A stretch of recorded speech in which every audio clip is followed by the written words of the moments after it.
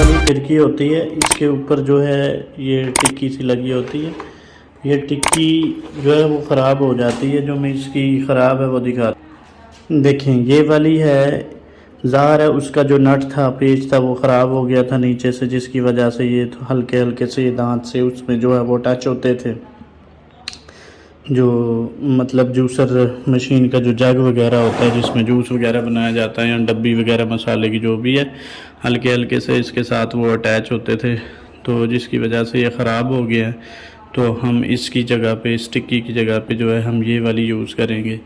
ये वाली भी यूज़ हो जाती है, इस तरह की भी यूज़ हो जाती है। ज़ाहिर है उसने तो बस फिक्स ही होना होता है इसके ऊपर जो है।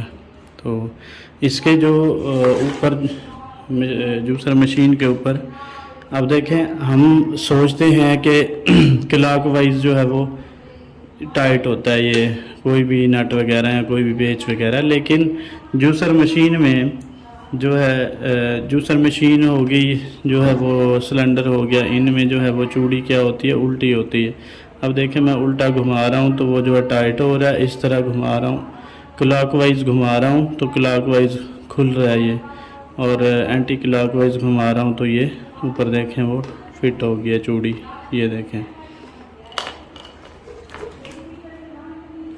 ये मशीन जो है बहुत गंदी थी। अब देखें ये बिल्कुल ही मैंने जो है वो ये वॉश किए थे, ये बटन सारे, इनके अंदर बहुत ज़्यादा मैल थी और बहुत ज़्यादा जूस जो है वो जा चुका था, जिसकी वजह से ये प्रेस ही नहीं होते थे। अब ये देखें बिल्कुल ही नॉर्मल तरीके से, जैसे बिल्कुल न्यू वाली मशीन के जो है वो प्रेस होते हैं, इसी तरह से ये बटन काम कर रहे हैं।